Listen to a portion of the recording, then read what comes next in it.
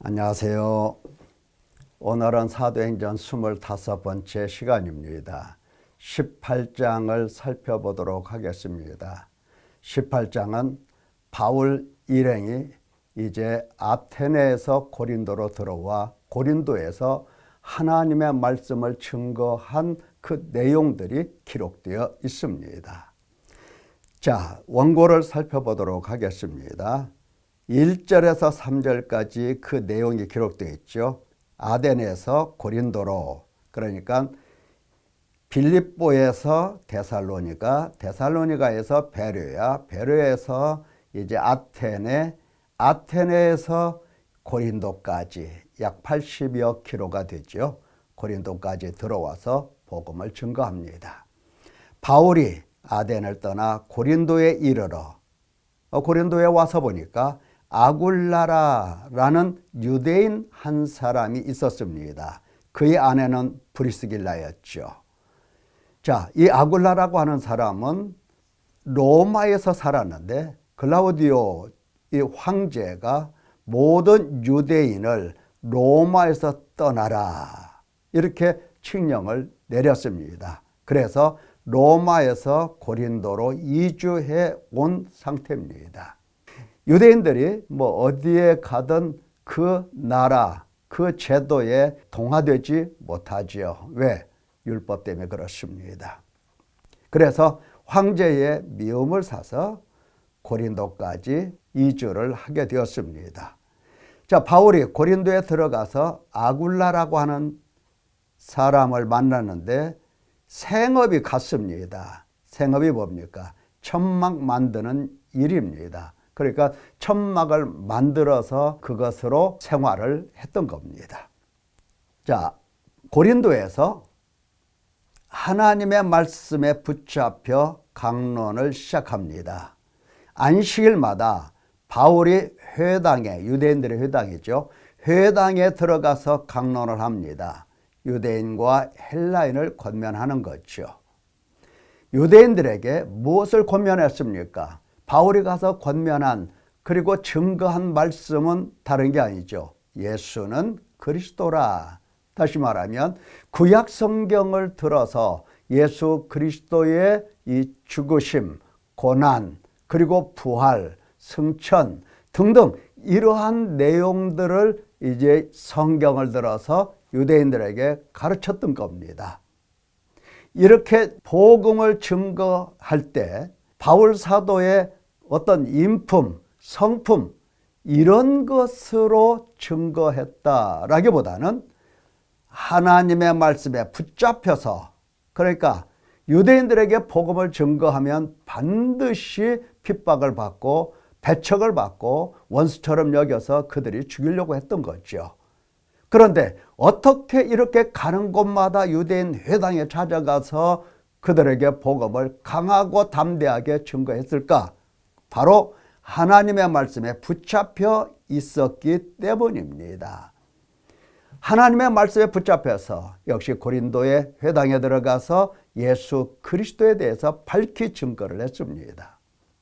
자, 그러면 궁금하죠. 하나님 말씀에 붙잡혔다는 게 도대체 뭐냐? 바로 고린도 전서에서 이렇게 기록했죠. 우리가 사람의 지혜가 가르친 말로 아니하고 오직 성령께서 가르치신 것, 그것으로 증언을 하고 전파했다라고 얘기하는 겁니다. 그러니까 하나님의 말씀에 붙잡혔다라고 하는 것은 성령 하나님께서 일일이 하나님의 말씀을 하나하나 풀어서 가르쳐 주셨다라고 하는 겁니다. 바울 사도는 구약 전공 신학자라고 그랬죠. 구약 전공 신학자라 할지라도 구약을 알 수 있는 게 아니에요. 오직 성령께서 붙잡아 주시고 그에게 말씀을 가르쳐 주셔서 이와 같이 하나님의 말씀을 가르치게 된 겁니다. 이 상태를 바로 하나님 말씀에 붙잡혔다 이렇게 이야기를 할 수가 있습니다. 여러분, 하나님 말씀에 붙잡힌 사람은 어떤 상태가 될까요? 바울이 그것을 잘 이야기합니다. 내 말과 내 전도함이 설득력 있는 지혜의 말로 하지 아니하고 성령의 나타나심과 능력으로 하여 너희 믿음이 사람의 지혜에 있지 아니하고 다만 하나님의 능력에 있게 하려 하였노라. 예, 하나님 말씀에 붙잡힌 그 사람의 그 상태는 어떻습니까? 너희의 믿음이 말씀을 증거하고 또 말씀을 선포하는 그 대상, 그 사람들의 그 믿음이 어디서 나오는 거냐 할 때에 성령의 나타나심, 성령의 능력, 하나님의 능력에 의해서 그들에게 믿음이 생성이 되고 그들은 믿음을 소유하게 되고 믿음을 지속시킬 수 있었다 하는 겁니다. 그러니까 그것을 두고 말씀을 증거하려고 할 때에 얼마나 약하고 본인은 약하고 두려워하고 심히 떨었겠습니까? 바로 이 상태가 된 겁니다. 복음 증거하는 사람은 항상 이 상태를 유지하고 있는 겁니다. 두려운 겁니다. 떠는 겁니다. 왜? 내 지혜, 내 말로 복음을 증거할까 하는 염려 때문에 그런 겁니다. 오직 성령이 나타나시고 하나님의 능력으로 믿는 자들, 믿음을 가지게 된 자들, 그들 속에서 구원, 생명의 역사가 나타나야 하기 때문입니다. 자, 보십시오. 하나님께서 이렇게 말씀하셨어요. 밤에 주께서 환상 가운데 바울에게 말씀하시되, 고린도에서 지금 하나님의 말씀을 듣고 있는 겁니다. 두려워하지 말라, 침묵하지 말라, 말하라. 내가 너와 함께 있으며 어떤 사람도 너를 대적하여 해롭게 할 자가 없을 것이니 이는 이 성중에 내 백성이 많음이라. 하나님의 백성이 많은데 이 백성들은 지금 어떠해야 된다? 바울 사도가 증거하는 복음의 말씀을 들어야 되고 그것을 통해서 믿음을 얻어야 되고 믿음을 통해서 구원을 받아야 했다라고 하는 것입니다. 자, 하나님께서 이렇게 말씀하시고 이렇게 말씀을 가르쳐 주시니 하나님 말씀에 붙잡히지 않을 수가 없는 겁니다. 내가 하나님 나 좀 붙잡아 주십시오 해서 하나님이 붙잡아 주시는 것이 아니고 하나님께서 하나님 백성들을 생각하시면서 나를 붙잡아 주십니다. 뭘로? 하나님 손으로 붙잡아 주시며 하나님의 말씀으로 붙잡아 주시는 겁니다. 바로 그러한 사람이 복음을 증거할 때에 하나님 말씀에 붙잡혀서 말씀을 증거한다, 이렇게 이야기하는 겁니다. 여러분, 그러면 하나님 말씀에 붙잡혀서 증거하는 그 말씀에 대하여 그 말씀을 듣는 사람이 있고 듣지 않고 버리는 사람이 있고 오히려 대적하는 사람도 있을 것 아니에요? 예, 있습니다. 유대인들이 바울 사도를 대적하고 비방합니다. 야, 너 성경 그렇게밖에 몰라? 성경이 어디 그렇게 쓰여 있어? 성경에 어디 그런 말씀이 있어? 대적하고 비방을 합니다. 바울이 옷을 털면서 이렇게 이야기하죠. 너희 피가 너희 머리로 돌아갈 것이다. 피가 머리로 돌아간다, 이 말은 무슨 말입니까? 하나님의 진노로 인하여 너희가 저주와 심판을 받게 된다라고 하는 겁니다. 너희가 구원받았다고 하지, 하나님 백성이라고 하지, 하나님이 너희를 버리신 거야, 그런 뜻입니다. 그러니까 하나님 말씀에 붙잡혀서 증거하는 예수 그리스도에 관하여 대적하거나 배척하거나 비방하거나 또 무시하거나 할 때에는 바로 하나님의 심판, 하나님의 저주가 따라온다라고 하는 것입니다. 지금 바울 사도가 바울 스스로 성경을 해석하고 성경을 가르치고 선포하는 것입니까? 아니잖아요. 하나님 말씀에 붙잡혀서 하나님 말씀을 증거하는 거잖아요. 하나님이 증거하시는 겁니다. 바울 사도는 하나님께 붙잡혀 있지만은 그 입을 통해서 하나님의 말씀을 선포하시는 거고, 바울은 그의 종일 뿐입니다. 그래서 하나님의 말씀을 비방하는 경우 저주와 심판을 피할 수가 없는 겁니다. 그래서 바울 사도가 너희 피가 너희 머리로 돌아갈 것이다, 이렇게 말씀을 선포하시는 겁니다. 자, 나는 깨끗하다. 그렇죠? 피는 너희 머리로 돌아가고 나는 깨끗하다.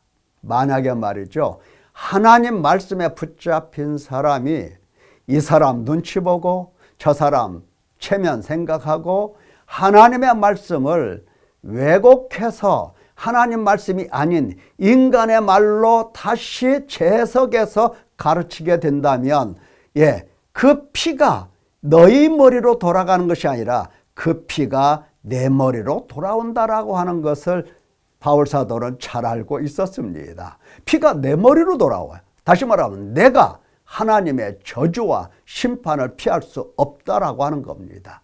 그러니까 하나님의 말씀에 붙잡혀서 말씀을 증거하는 사람은 너 죽고 나 죽고 죽음을 각오하고 복음을 증거하는 겁니다. 만약에 하나님 백성들에게 복음을 증거하는 것이라면 어떤 마음 상태겠습니까? 너 살고 나 살자, 그런 죽기 살기, 살기로 작정하고 복음의 말씀을 증거하는 겁니다.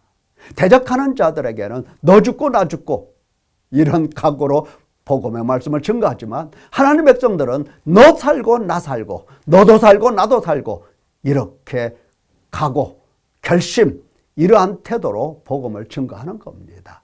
왜요? 하나님의 말씀에 붙잡혀 있고 하나님의 말씀은 생명의 말씀, 구원의 말씀이기 때문입니다.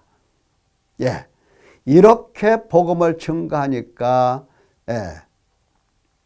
믿는 사람들이 생겨나죠. 하나님을 경외하는 디도 유수도라고 하는 이 사람이 예수님을 믿고, 그리고 회당장 그리스보가 이제 온 집안으로 더불어 주를 믿게 되고 수많은 고린도 사람들이 믿어 세례를 받더라, 이렇게 되어 있습니다. 유대인들이 바울 사도를 핍박하니까 이제 회당에서 바로 디도 유수도라고 하는 사람의 집을 거처로 삼고 그 집을 교회로 삼아서 거기서 복음을 증거합니다. 얼마나 많이 복음을 증거했습니까? 바로 1년 6개월입니다. 오랜 시간이죠. 오랫동안 머물면서 하나님의 말씀을 가르쳤던 겁니다. 여러분, 오랫동안 머물면서 하나님 말씀 가르쳤다라고 하는 이 뜻이 무슨 뜻이겠습니까? 가르쳐야 할 내용이 많다라고 하는 겁니다. 다시 말하면 어떻게 생각하면 그들의 신심이 깊고 그들이 하나님의 말씀을 정말 사모하여서 하나님의 비밀을 하나하나 풀어 가르치는 데에 임하는 시간이 걸렸다, 이렇게 해석할 수도 있겠죠. 그러나 그들의 삶이 너무나 방탕하고 너무나 타락해서 그들의 삶을 바로 잡아주는 데에는 이 많은 세월이 흘러가야 했다라고 하는 뜻도 되겠습니다. 고린도 교회는 어떤 의미로 이렇게 1년 6개월 오랫동안 머물면서 하나님 말씀을 가르쳤을까요? 다음 시간에 또 이 말씀을 듣도록 하겠습니다. 자, 유대인들의 대적이 점점 더 심화가 되죠. 그래서 갈리오가 아가야 총독되었을 때에 일제히 일어나서 바울을 대적하고 법정으로 끌고 가서 고발합니다. 이 사람이 율법을 어기면서 하나님을 경외하라, 사람들을 권한다, 고발했습니다. 이 갈리오가 말이죠, 이 로마 사람들이 유대인들 하면은 지긋지긋하게 생각했던 것이 유대인들의 율법입니다. 자, 갈리오가 하는 말이 유대인들에게, 너희 유대인들아, 만일 무슨 부정한 일, 불량한 행동, 그러니까 사회 규범이나 이 법규에 따라서 잘못된 이러한 범죄가 있다고 한다면 너희 말을 들어주는 것이 옳거니와 만일 문제가 너희의 언어, 너희의 명칭, 너희의 법에 관한 것이면 나 몰라. 너희 스스로 처리하라. 예, 똑똑하죠? 로마 이 지도자들이, 행정관들이 주로 이 생각을 가지고 있었던 거예요. 로마 황제가 얼마나 지긋지긋하면 로마에서 유대인들 다 떠나라 하고 추방을 했을까요? 유대인들이 회당 장소 스테네를 잡아서 때립니다. 갈리오가 상관하지 않죠. 바울은 더 머물다가 작별하고 배를 타고 수리아로 떠나가고 에베소에서 안디옥으로 가면서 2차 복음 증거 길을 이제 마감합니다. 여러분, 말씀을 증거하는 사람들이 그냥 인간의 생각으로 서서 말씀을 증거한다 이렇게 생각하면 안 됩니다. 적어도 하나님의 말씀에 붙잡혀서 성령께서 가르쳐 주신 그 내용을 성도들에게 증거하고 선포하는 겁니다. 성령께서 가르쳐 주신 말씀이라고 하는 것은 이제는 기록이 되었죠. 바울 사도 시대에는 아직 기록 전이었어요. 기록하고 있는 중이었어요. 근데 오늘날에는 성령께서 말씀하시는 바 모든 말씀이 다 기록이 되어 있어요. 그 말씀을 하나하나 가르쳐 선포할 때에는 듣는 사람들은 뭔가 새롭게 말씀 받을 준비를 해야 하는 것입니다. 가르치는 사람도 그렇고 배우는 사람도 그렇고 새로운 마음, 새로운 태도를 가지고 있어야 되는 겁니다. 믿음이 어디서 온다고요? 하나님의 말씀 그리고 하나님의 능력으로 각 사람 속에서 믿음이 나오기 때문입니다. 오늘은 여기까지 하겠습니다. 감사합니다.